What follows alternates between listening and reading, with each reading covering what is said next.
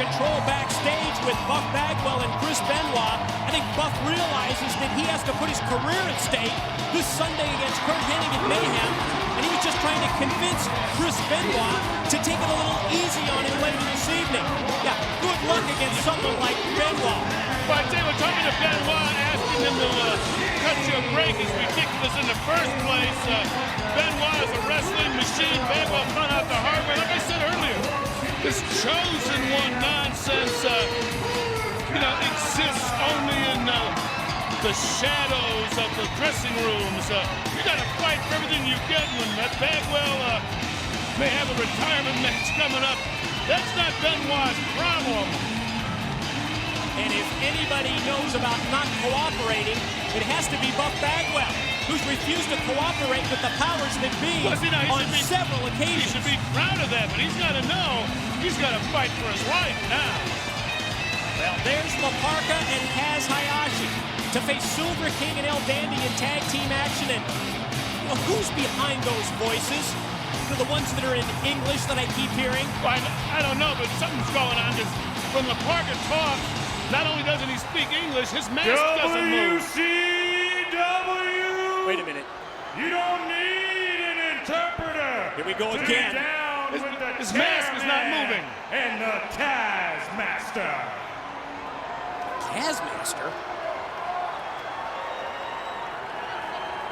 It just gets stranger by the week. Well, I don't know who said that, but I know Hayashi doesn't know what someone just said. Well, I do know that the powers that be have been very outspoken about, well, let's just say non-English speaking wrestlers and their ability to bond with the audience, to become one of the favorites of the wrestling fans here in WCW. I wonder if the powers that be are behind this. It wouldn't surprise me. I tell you what, you read your history books, every time powers to be thought they were powers that be, civilization crumbled. Will we learn by history, or will we repeat it? History repeats itself. Humanity never learns. Just seeing El Dandy and Silver King here in tag team action, I'm reminded of last Monday's Pinata on a Pole match. But momentarily, Silver King won that $10,000 check, and yes, he won the battle. But then Silver King and the other luchadors certainly lost the war as well as the money to the returning Dr. Death Steve Williams and Dr. Death's lethal array of suplexes. And what's the story, as long as we're asking questions here, about Dr. Death's broadcasting pal from Oklahoma? I don't know much about what you're talking about there, but I do know that Dr. Death can make a pinata out of just about anybody. That's why they call him Dr. Death. And I think if you ask the luchadors, they'll tell you about the strength and the power behind that suplex, the array of suplexes from Dr. Death Steve Williams. Oh, now Parka just sent Silver King into his own tag team partner, El Dandy.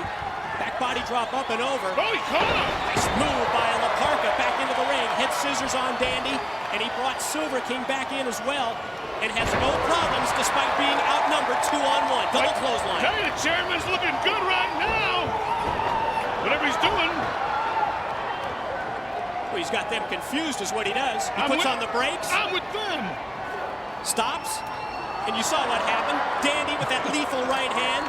Just connected right on the chin of his own tag partner. I tell you what, Parka's moving smooth here. Outsmarted him.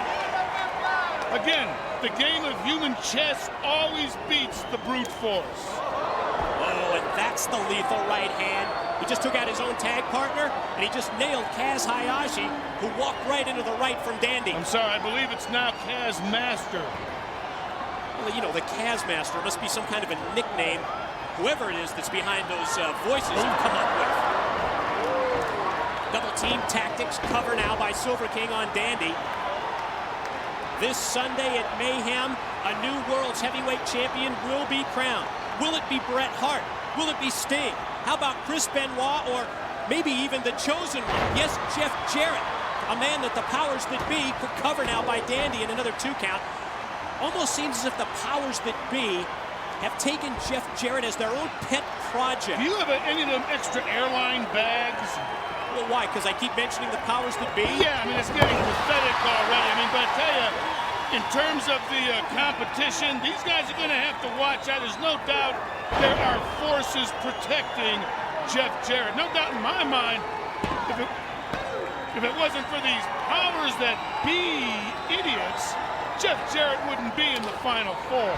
But what about that physical presence of creative control? Those two monsters. Well, that's what I'm talking about. They're always there to back up the powers that be. They're there to do well all their dirty dealings. Double leapfrog by Silver King and Dandy. And then the back body drop for Parka. Not so fortunate this time when he's outnumbered 2-on-1. Yeah, he outsmarted him once, but he couldn't keep it going. And he hit pretty hard outside this ring, getting up. Also Sunday at Mayhem, presented by Electronic Arts, the return match from Halloween Havoc.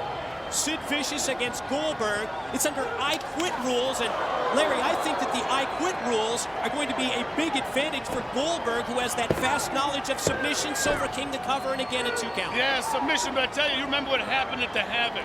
Sid Vicious was so bloodied, we couldn't even show the pictures on television. I mean, if you could picture Sid Vicious, you know, just being completely dunked in a gigantic bowl of red paint pulled out. That's what he looked like, but he still wouldn't quit. Sid Vicious will not quit. That match could go on for hours. And then when you think of Sid Vicious, his high power moves, his choke slam and his power bomb. Yes, they set up pinfalls, but can Sid Vicious come up with a move where he will force Goldberg to submit, or can he wear him down enough where Goldberg will tap out, or will Goldberg well, he will say those 2 words that will cause defeat. I quit. I tell you, oh man, he missed him. I can't see Goldberg saying, I quit. I can see Goldberg unconscious before he says anything. Off the top, Parka the cover, and the 3 count. And I tell you, if I thought Disco had $20,000, I'd bet him that Goldberg would win. Well, Parka and Kaz Hayashi together as a tag team, and well, there's the reason that he's nicknamed the chairman of WCW.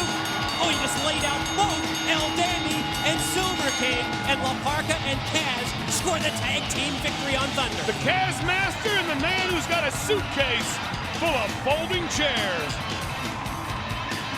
And there's the Parka strut. Let's see how Hayashi does. I think he needs to work on that a little bit. I think I'm going to go get a coffee. I think Hayashi was somewhere